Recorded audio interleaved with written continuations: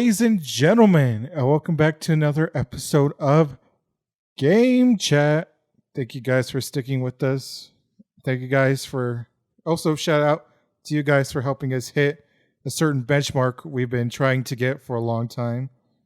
Thank you guys for keeping us afloat by listening. Also, I want to give a quick shout out to our YouTube channel. We're going to be uploading a video podcast of us, of our faces, and little like there's. We're putting a lot of work into the video podcast, so go check it out on YouTube. If you want to watch it, go check out our Instagram at Game Chat Pod, and it's in our link tree in our bio. So go check it out. So today, boys, it is spooky season. Also, before we continue, who do I have with me today? Let's go down the line.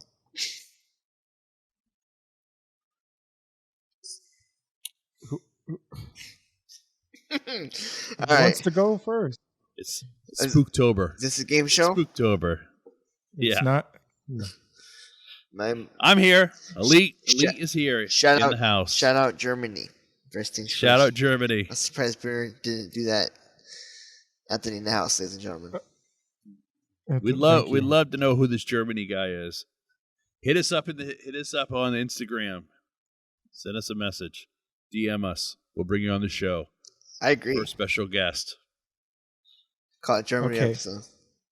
Call it. So person from Germany. Might be a girl. Yeah. I want to talk about. This is a heavily debated subject on whether it's true or not, especially with this time of season. Events like this tend to flare up, and that is ghosts and the supernatural. So, I personally somehow have never had a ghost experience, interaction, story, but have you guys had a ghost story? Oh yeah, of course. Well, I personally have had two, and I have seen the remnants of another one that's kind of famous in the state of Maine. I'd love to hear Anthony's. What do you got, Anthony? You said you have experience? I do have experience. I'm going first. Actually, can we spin a wheel to see who goes first? Yeah. No wheel. No. Yes. I'll go first. If you want me to go first, I'll go first. Because it's like I have three, but it's like I don't know which one. Well, I don't. Well, you'll have time because I don't have. All right, I got three. I'll start it off. Okay. So there's this really cool place in Maine. It's a really small town, and it's called Bucksport, Maine. And the captain who founded it, it's a boating town. It's like right on the ocean, and it's a fishing town, shipping town. And the captain that founded it, his name was Robert Buck. Okay, and he was like a pilgrim, not really a pilgrim, but like a Puritan kind of person. Mm-hmm. And so there was a woman that lived in the town that everybody thought was a witch. Ooh. And so he brought her to trial, and they basically put her to death. And she said to him, "I'm going to dance on your grave forever and forever." And then she was killed, right? Executed. In fact, I think she may have been burned. I don't know. But the man has a grave in the middle of the town at the cemetery, and it says Captain Robert Buck. And there's a footprint. There's a foot on the grave. They've sandblasted it. They've taken it away. They've done all sorts of things to it, and the foot keeps coming back, and forever and ever. In fact, they actually put a whole new headstone in at one time, and it's still there. And yeah, that's a fact. Oh wow! Have you ever had a personal experience? I have. I actually had. One's kind of a personal. There's a couple of them that are kind of a. I had two experiences. One is I'm going to show you guys a real quick. I'm going to send a picture. I'm going to try to share my screen. All right. Can you guys see my screen? Yes. I have a story though. After you say this. Do you see the foot? Yes. Yes. So that's the grave. That's the grave. Pretty crazy, huh? Crazy. That's crazy. So, so two stories. When my grandfather passed, my mom was in the hospital when he passed, and so I was staying at my aunt's house, and my aunt happened to be where my grandparents were living with him right before he passed because he wasn't doing so well, and so I was laying on a couch, and all of a sudden my grandfather walked in a room, and he said, "Hey, can you get up? I want to lay down." And I was like, "Huh?" I was like half asleep, you know. Uh-huh. And so I got up, went and sat on a chair in the living room, and he laid on the couch and pulled a blanket up over himself. And then right at that moment, the phone rang upstairs, and my aunt came down and told me my grandfather passed away. That's insane. That's insane. And then when my dad passed, this hadn't happened to me, but it happened to my sister. She heard a knocking on her door at like 3 a.m, and she got up, looked out. Her bedroom was above where her front door was, and she looked out the front door, and my dad looked up at her and waved goodbye, and then he was gone. Wow. And for the longest time, my nephew used to sit. My nephew used to be like in his bedroom, like in his crib when he was like 1.5, whatever, like just learning to talk. And my dad's name was Norm, and my nephew used to always go, Grandpa Norm, after he passed away. Oh, like he would see him? Like maybe, I don't know. So yeah, I definitely kind of believe those are like true stories that happened to me. And there's a lot of times like I get a feeling, like I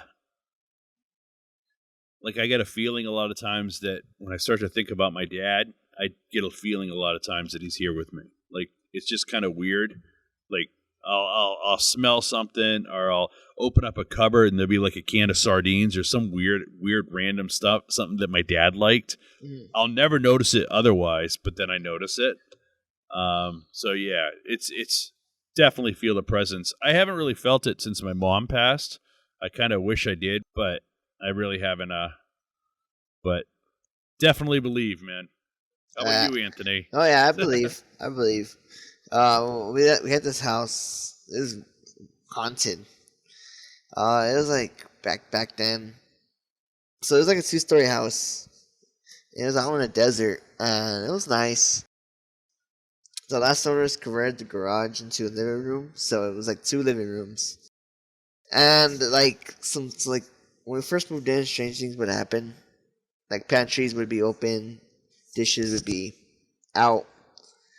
And then it started getting a little worse, because it's like at the time my stepbrothers were babies, so they had a crib. And there would be times where it sounded like, you know, the sound of when you hit the rails, like Yeah, sounded like that a lot. But there was no one there in the room, so that was scary. And one time we heard that, and then we saw like 3 scratches on the wooden thing. Like 3 car scratches on the wood. So that's after that. That's when things started going a little weird.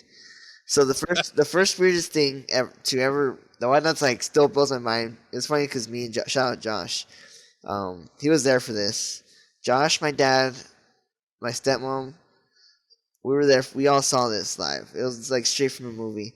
So like there's this remote control Batmobile car, I think, or Spider-Man car. And it didn't have batteries in it. Like, clearly it didn't have batteries. Like, we know it doesn't have batteries. Like, it doesn't even have the cover to put the batteries in it. So, like, we know there's no batteries. And then we're all, like, watching TV. And I remember we all just started laughing. And then we just see the car, like, and then, like, where it stopped, it, like, was in front of us. And I remember we were all just staring at it. And we were just like, no way that just happened. And, like, we were freaked out. And then, so that was the first bad one. And then the second one was like at 3 a.m, we heard like the closet doors getting banged, like so that scared all of us. We thought someone was inside, so that was a scary night for everybody. So the third and final one, I think that really drove my parents to move out, was like we were out and about. I think we watched a movie. Don't quote me on it, but I think we saw Batman or Superman, maybe, but. when we came back, like the door was wide open.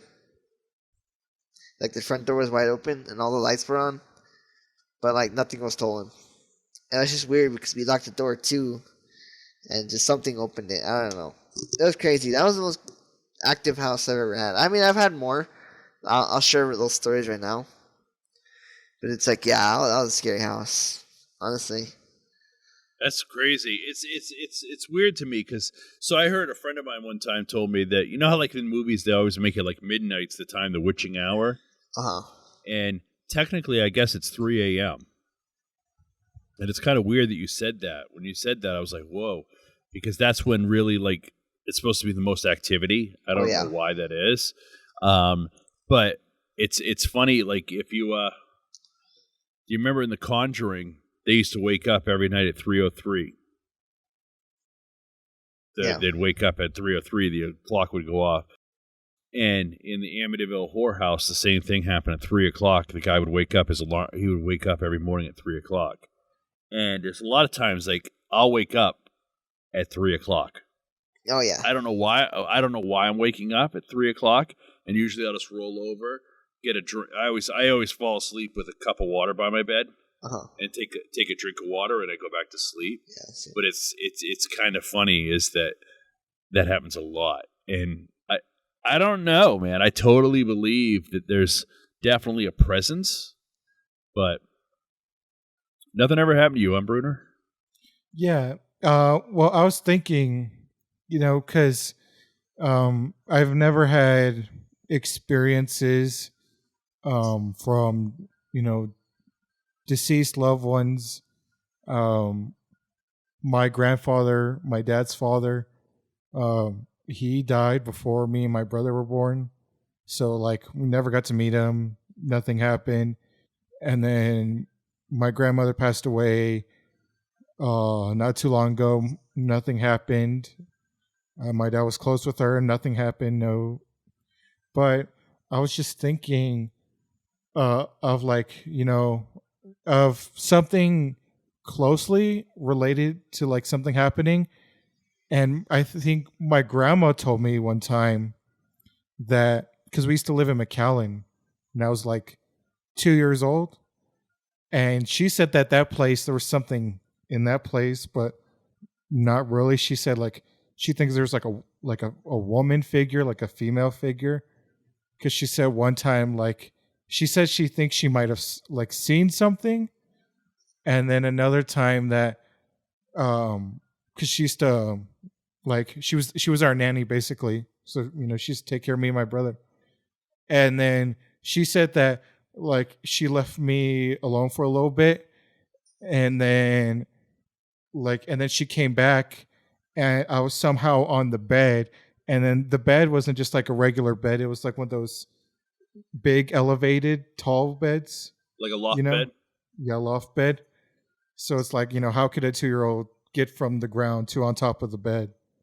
But like, I don't remember any of it because I was again 2 at the time. Yes, wow. Maybe you climbed like a monkey. Yeah, but like, yeah, that's my only close thing. Another thing too is there's this place, I forget, it was in Las Cruces, and then I went there like 2 years ago, and then they're like, oh yeah, it's like because like it's where Billy the Kid used to, hang around. And then but apparently they're like ghosts. And then they're like, oh, if you sit in this chair, like you have a bad dream. And then my mom's like, oh yeah, I sat in the chair and I had a bad dream. So I sit in the chair and nothing happened. Dang. I'll tell you, it's funny is that it's good weird when you start. Literally. It's weird when you sit and think about it, because I think that there's definitely like this thin veil. Like you hear these stories and it's like some people I think are just more attuned to it than others. And I there's so many times you get, I don't know if this happens to you, but I'll be like just sitting and I'll be working at night. So a lot of times I get most of my work done at like 12 o'clock, 1 o'clock in the morning. No one's up. And I just get a feeling like somebody's watching me. And it's like starts to creep you out a little bit when you start to think about it. Yeah. And it's just it's kind of that weird feeling. And it's like sometimes I feel like there's all like a presence around you, and it's just weird, man. How about you guys live near New Mexico? Have you ever seen a UFO? I have. You have? I have believed to see a UFO. I've never seen one. I mean, I've like not an alien. Like, of course, I first of all, do you guys believe in aliens? Yes. Absolutely. I have 3 Absolutely. stories for you. Okay, well, mine's real quick because I just want to say first of all, have any of you guys been to Roswell, New Mexico? No. It's the middle of nowhere, I heard, though. I've been there. My dad took us one time. Is it the middle of nowhere? Yeah, it's literally the middle of nowhere. It's like a small town, like something like a movie lot, would use like when you see movies like Back to the Future. You're like, it's very Hill Valley type. It's like they try to keep it 50s and 60s, but literally all that place is UFO everything. Like they have a UFO museum, like UFO this and that. So it's literally like, I mean, like don't get your hopes up if you want to go to Roswell because it's like literally nothing. It's just UFO and that's it. And it's like, oh, this is what we think a UFO looks like, and this is what another person thinks what a UFO looks like. But I believe in it. But one time, me and my brother, I think I was like 11, 12. My brother was like 14, 15. Like we were just like, I was just hanging out in the kitchen. And my brother's like, hey, like come check this out. And then so I go outside and we look in the sky, and we see this like floating orb. We're like, oh, it's just a plane or whatever. Because my brother said it was acting weird. So we're like, oh, if it's a plane, like whatever, let's just look at it. And then the thing just stops. Oh. The thing just stops in the sky. So it's literally like this and then just stops. Wow. And then so like of course, like this was the time when there were no smartphones. Like Motorola Razr was the popular phone at the time. So me and my brother were like, we don't have phones. And so we literally go in the kitchen drawer and we get like one of those disposable Kodak cameras. Oh my god! And we're like, we take a picture, the yellow and black ones. Yeah. And then we're like, this thing doesn't have film, but let's just take a picture in case anyway. But yeah, so like literally, we're like, oh, if it's just a plane, the thing would keep moving, but the thing just stopped in the middle. Wow. That's crazy, dude. What color lights were they? It was like a whitish yellow because I'm like, oh, it's just a plane. Because I'm like, because the thing was moving just like at a slow, steady pace, right? Like I was just a plane, and then it just stops. It stops dead in the sky. Have you heard about what the U.S. Navy said? Has anybody seen that video? No. They finally admitted pilots actually have videotape of pilots that saw UFOs. Nice. And they were like, "What is that?" And it just basically gone. You'd think that the Navy would know if it was like some sort of test, whatever, So it's kind of ironic. You said 14. I was 14 when I think I saw a UFO. So I went to a private school when I first moved to Maine, and so we had like picture. They were like quads, so the rooms were like 4 people to a room. So basically, it was like kind of like 2 bunk beds, big, huge rooms, and you had like 2 bunk beds. And I was there, and I really just couldn't sleep. So I had headphones on, and and all of a sudden, it was right on a lake. It's called Graham Lake. And all of a sudden, the outside lit up like it was noontime. And I'm like, what the fudge?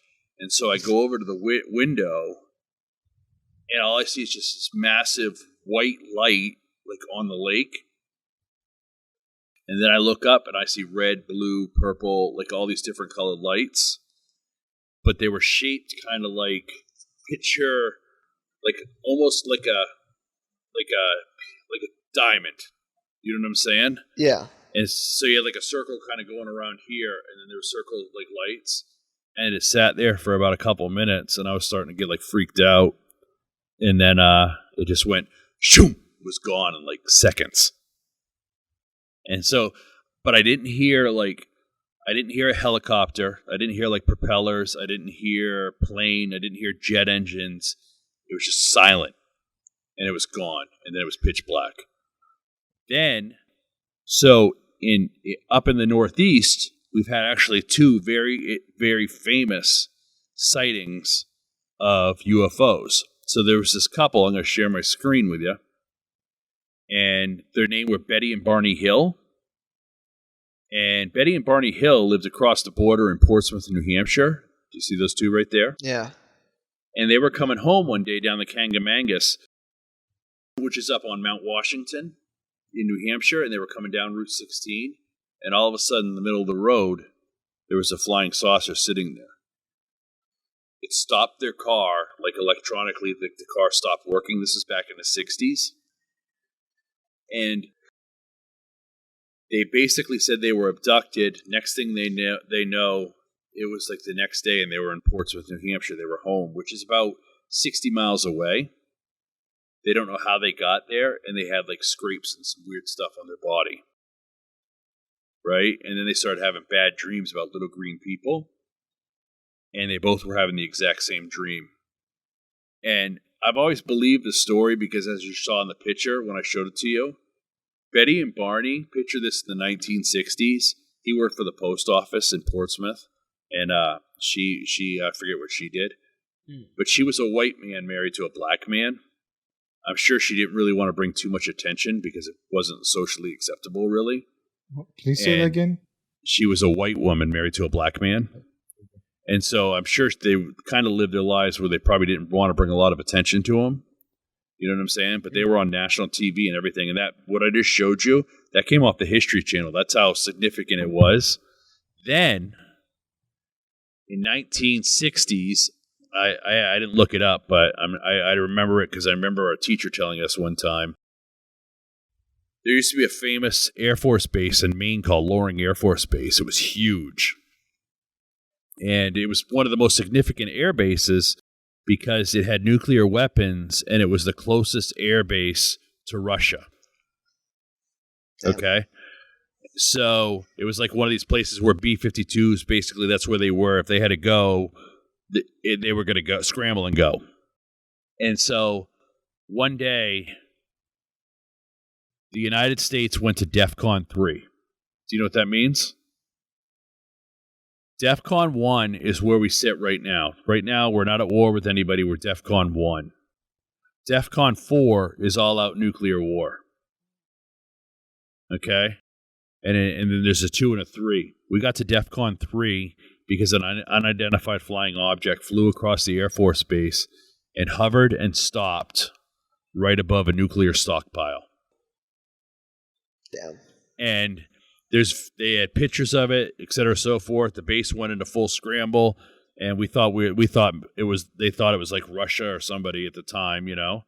And they went to DEFCON 3, and then whatever left just flew away instantly, like faster than any plane that we had at the time. And it's so, you know, I also heard stories. I remember that guy one time. The thing that always amazes me when you think about aliens and you think about UFOs. People for hundreds of years of recorded time have described the exact same person. When these little green men are seen with big eyes and like I say green, but sometimes they're gray, whatever. They all have the exact same look to them. Yeah. You know what I'm saying? That's got to be something, right? Oh, it is. It's like they can't be coincidence. Like, yeah, it's weird. And you guys are like in the hotbed, man. I think over Texas and New Mexico, all that desert area, all I'm telling you is I wouldn't be walking my dog at night alone. You might get something probed up your bum. Well, especially El Paso, because you don't have to have you don't not only worry about aliens, you also worry about Richard Ramirez. Is he? You guys know he's the Night Stalker. Yeah, he's from El Paso. Is he haunt there? He didn't start here, but he was from here. No, I know that, but is his ghost there? No, I'm sure it's in I have no idea California. where it's buried. Yeah, I'm pretty sure. Yeah, I'm pretty sure it's in California. Dude, did you ever hear the story about him? Yeah. Oh, yeah. Did you know he stayed? So did you ever? You know you remember the do you guys ever watch American Horror Story? Yeah. So they did one episode that took place at a hotel. I forget the name. I think they called it a hotel. Yeah. That was based on a hotel that he stayed at, Richard Ramirez stayed at. It's a true place in Los Angeles, and they've had 3 significant murders there. But the scariest part about it is Richard Ramirez stayed there in the 70s, and then at the exact same time he was staying there, another serial killer was staying there at the same time. 2 serial killers, 1 hotel. What's the likelihood? You ever think they got breakfast together? I don't know. Fucking Portal eggs of and hell. bacon. I mean, just You know, imagine you it. go down to the hotel. Dude, that guy was Like, sketchy as again. hell, Richard Ramirez, dude. I'm surprised no one Like, arrested him from the beginning. Sketchy as hell. He was scary, dude. I'm old enough to remember. I remember when he was actually killing men. My Like, it's mother one of my was first living in memories. L.A. during the Night Stalker. She was Yeah, living in it's Los like- Angeles. It's literally then- one of my earliest memories. Because I asked my grandmother, and I asked my mother, like, you know, what'd you guys do during that time? Lock And your she's door. like, oh, yeah. And well, besides that, she's like, yeah, I had a curfew. My mom had a curfew because my It's- grandmother was so worried about the Night Stalker. It's crazy because when you think about it, it's like, and it's just super sketchy, like what he did. Like, literally, hot summer. What do? You open your window, whatever, and then this dude would just climb into your fucking window and do whatever whatever nastiness he wanted to do. And it's just, I'll be honest with you, I love horror movies and I love like scary shit. The scariest things to me are serial killers because they really did it. Yeah, You know- absolutely. You know, like I'm not scared of vampires or werewolves, but I'm scared of like somebody like people that creep me out are like a Richard Ramirez or, you know, that dude, that guy, he just got arrested, the Golden State Killer a couple years ago. And he supposedly over a 35-year period raped something like 500 women and killed maybe 30 or 40 women. And just like, it just creeps me out that somebody actually could do that. And then, like, did you hear the news? Like, Jack just told me the other day. Shout out to Jack. Shout out, Jack. Sorry, Jack. So they finally they know who the Zodiac Killer was. Oh, yeah. Heard about that. Did you see that? Yeah. And I'm like, Ted and Cruz. they arrested him. He was arrested. Got caught murdering someone in a different state. And I guess DNA or something. They can conclusively say that he was the Zodiac. And it just, Yeah. I don't know, man. And it was weird because as a kid, man, I grew up. Everybody, just so everybody knows out there in the podcast world, I'm gonna turn the big 50 this year. 50, yo. And so I grew up in the 70s and 80s, and it was just different then. Like serial killers were very prevalent. They were everywhere. They were everywhere, it seemed. And there was a bunch of kidnappings. Scariest story I ever remember, I was probably about 13 years old, and I used to have a paper route. Okay? And so I used to deliver the morning paper. And I had a little red wagon. You know those little red wagons? And I used to put my newspapers in the red wagon, and then I'd pull my wagon along, and I would deliver my papers. And I remember reading an article, like, so when you deliver papers, did everybody ever have a paper route? No? Okay. So they come in a big bundle, and then you, like, open up the bundle, and you stack them, and then you deliver your papers.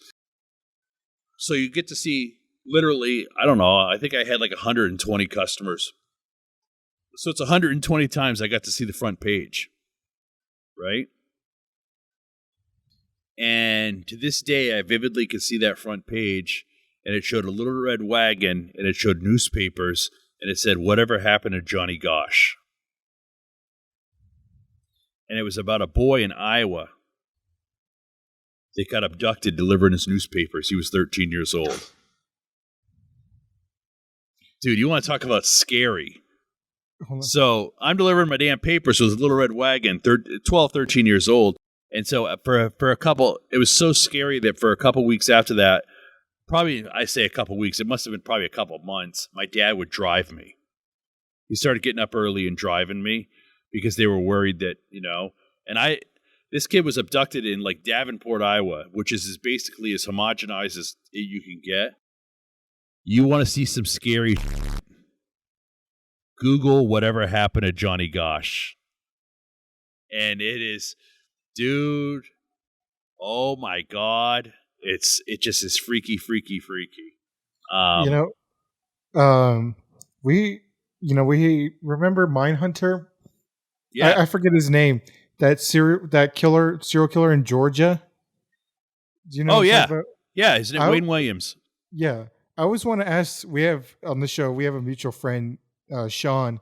And if I ever talk to him again, I want to ask him about that. Like, I'm like, did your parents ever have to deal with that? Like, I'm sure they did. Did you ever have a curfew? I'm sure they did, yeah. But he doesn't live in the ATL. He lives outside of it. So he lives kind of in the country of it. But I remember that, dude. So I remember when that happened. That was in the 80s. The Atlanta child killers, the Atlanta child murders, they called it. And I still, to this day, though, I'm going to be honest with you, I don't think that man killed those kids. Yeah, but I want to ask, because the bodies were found, outside in the country. Yeah, they were found over in the Chattahoochee and stuff. Yeah, and I want to ask them. They maybe, because to me, I still think it was the Klan, or I think it was something different. But I remember that. I remember Ted Bundy. I do remember Ted Bundy. And I can tell you a funny, ironic story is I'm 1 degree. You know, like that game 6 Degrees of Kevin Bacon? Explain to the audience. Okay, 6 Degrees of Kevin Bacon says, basically Kevin Bacon's made so many movies that no matter who you meet, they're no more than 6 degrees away from meeting 6 people away from somebody who knows Kevin Bacon. So I'm 1 degree from Ted Bundy. I know somebody who knew Ted Bundy. Damn. And close. It is closely. So, and the person I know worked in the Florida Institutional Correctional Facility and was there when Ted Bundy died, when he was executed. You were one dinner party away from Ted Bundy. No, I wasn't one dinner party, but the guy was a guard at the prison.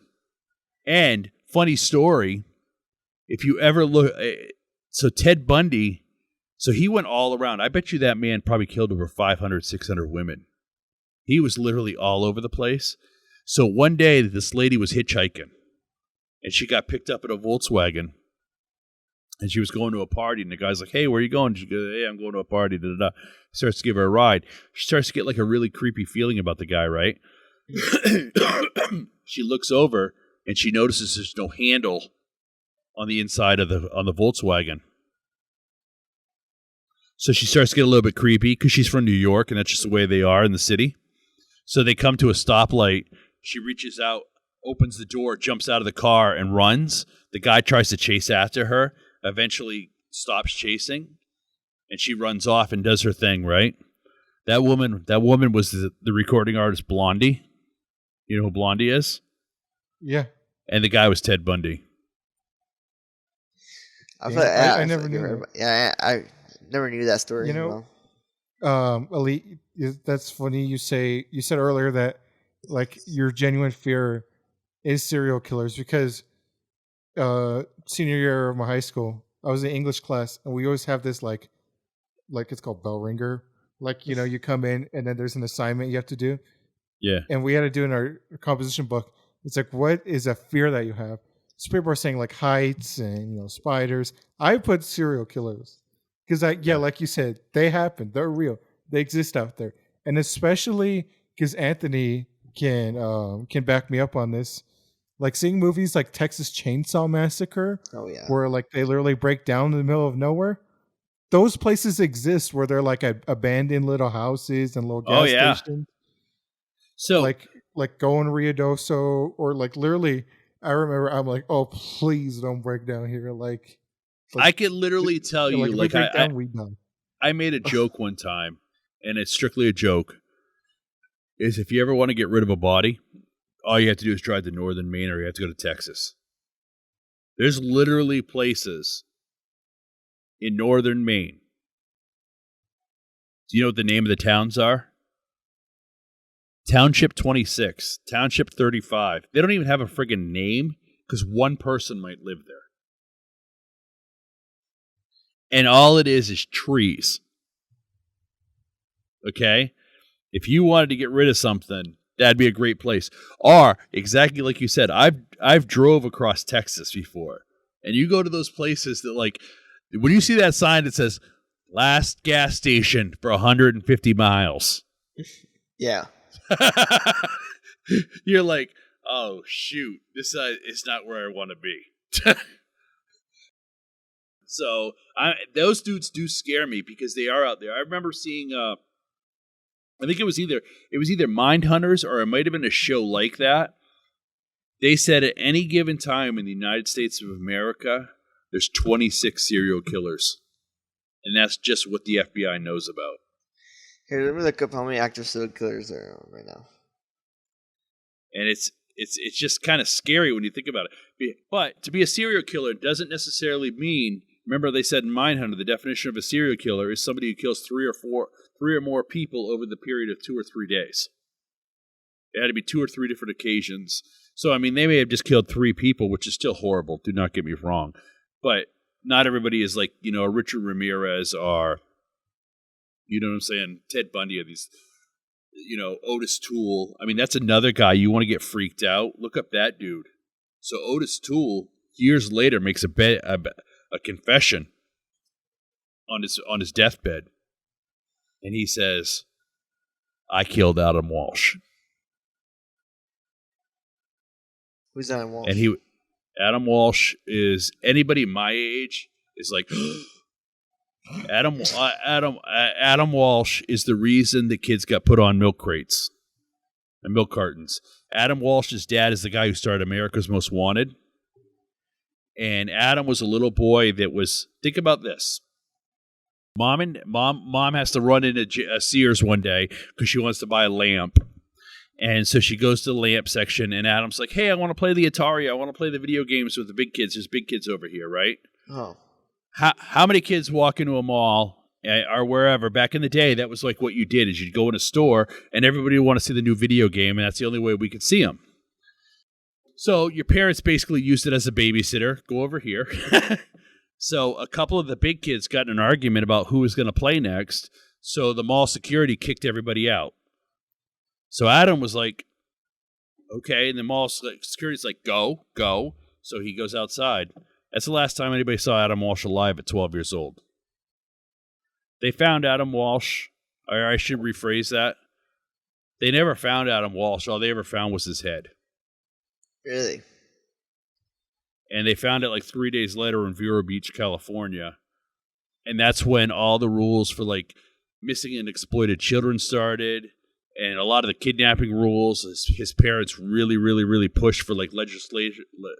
Before then, cops just didn't talk to each other in different towns. It was just weird. And then the whole milk carton thing started. I remember when the very first milk carton kid came out, it was a kid named Ethan Patz, P-A-T-Z, in New York City. And they just found his killer this year by DNA. He was found.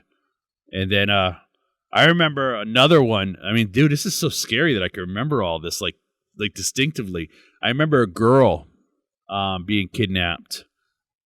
And her name was, she was like a local girl. Dude, I got another story. Oh my God. Now you got me going. So I remember this girl, she was kidnapped. She was a mentally handicapped girl.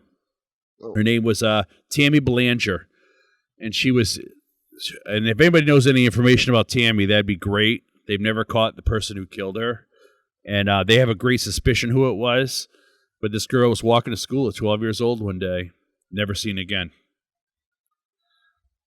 I sat next to a girl when I was 12 years old. Her name was Giselle Cody, and one day she was in school. Next day she wasn't. 2 days later, the chief of police came in, and the principal sat down our class and had to tell us that she was murdered. Really? Yep. And she was murdered by a kid who was I think he was a junior in high school, and her next door neighbor, and he was a Satanist, and he killed her as a whatever, sacrifice to Satan or whatever. That sucks. And a god. I can Google it right now and show you her. And I just remember, like, she literally was like right there, sitting right next to me. That's scary. I used to borrow pencils off her.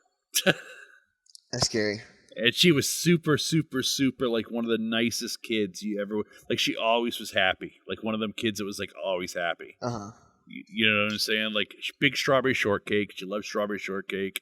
And, like, she like the character. And, like, just a really happy kid. And I think about her quite a bit. Like, I wonder what would ever happened. Because she was super smart, too. Yeah, man, that sucks. Young age. It's like... Yeah, it's like weird, man. But I'm sure that there's a million stories out there like that. Oh, but yeah. that's funny. Now you brought up the scary stuff. Here, let's start to wrap things up by let me ask you boys this question, because let's go back to aliens real quick. So last week or 2 weeks ago, I'm sorry, on the podcast Me and Elite, we were talking about movies, right, from each category, and there's this movie on Netflix. Anthony, you've seen it, remember Dark Skies? Yes. Good movie. And so, minor spoiler, but they're talking about like types of aliens. Like, Dude, I was watching that tonight. Don't spoil it for me. Just kidding you. Okay. All right. And Just then kidding you. Go. And then so like they're like, okay, you have these aliens who've like, you know, they've been described. You know, people have described seeing them, but like nothing's really happened. And then and then you have these people who are basically like watchers, and then you have these type of aliens who will take people and do experiments on people. And so I'm thinking, I'm like, you know, do you guys think that might be true? That, you know, because if, you know, aliens have visited, do you think maybe there's more than one species? And do you think there's like a friendly kind, like who would want to interact with us and like maybe learn about the humans? And then, but do you think there's another kind who will take people, do experiments, and we, you know, and we might never see them again, you know? I think there's both, honestly. I think they don't mess with us because they know we're too easy. If I'm being honest with you. Because like, because I was watching it, you know, 2 months ago, the John Krasinski movie. I think what's it called? It's blanking on me. Quiet Place. Quiet Place. Oh, Because we get to see it in Quiet Place too. I mean, yeah. On how these aliens operate, and then in Signs, like what was it? I forget what movie it was. It wasn't Signs. I know in Signs they hated water because apparently like they didn't have water on their planet, so it damaged them.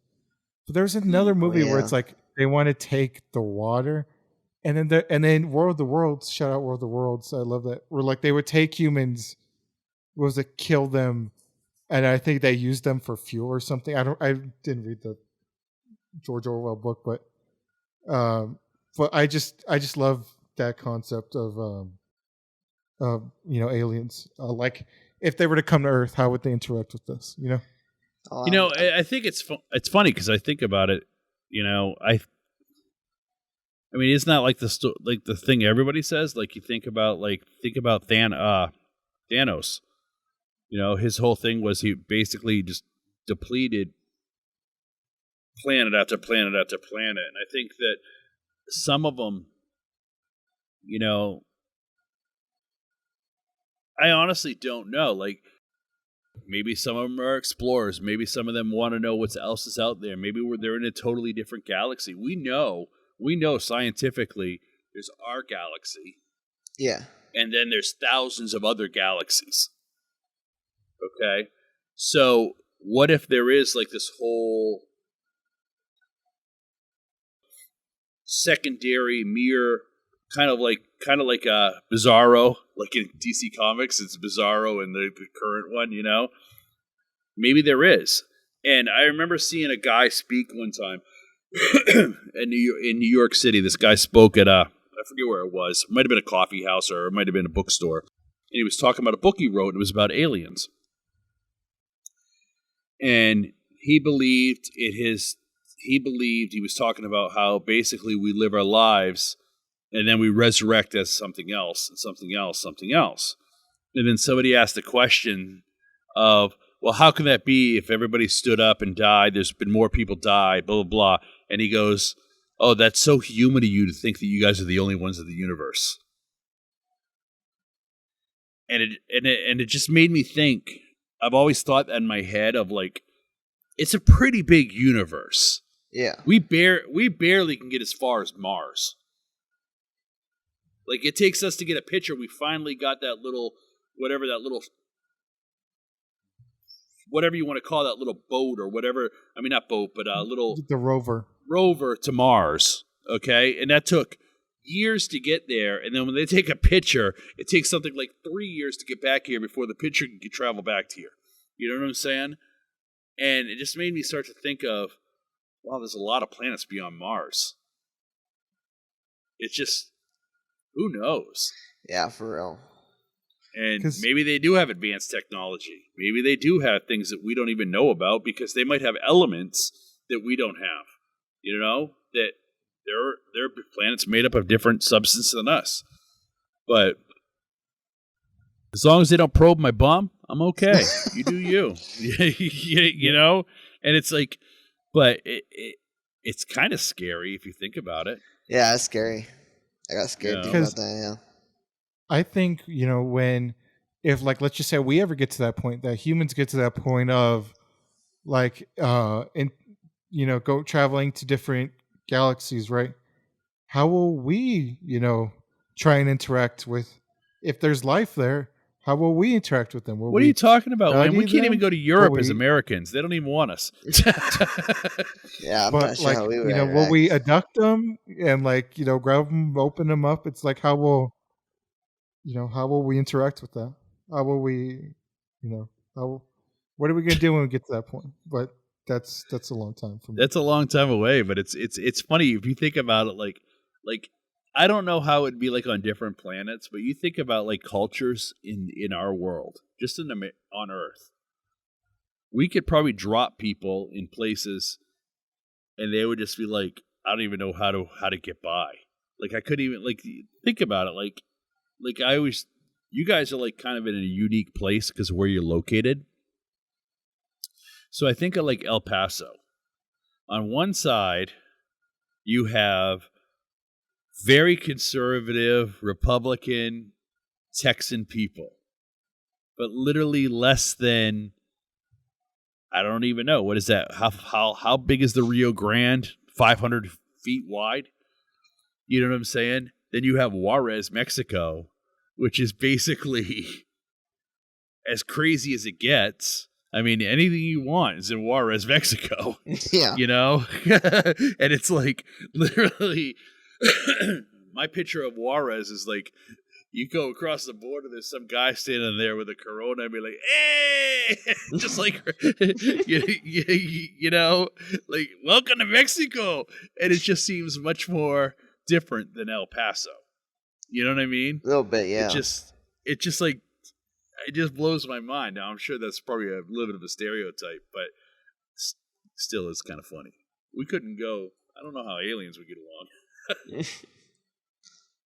I think that does it for this episode. We talked a lot of good stuff, and hopefully we'll continue the theme of Halloween this month. But thank you guys so much for listening and for all your help. Check out the Instagram at GameShopPod. Shout out to Germany. Yes. Shout out to Germany. Shout out to Sweden. Check out the YouTube channel. It's going up there. Video episodes will go out every Friday, and audio episodes go up every Wednesday. So again, thank you guys so much for listening. See you guys in the next one.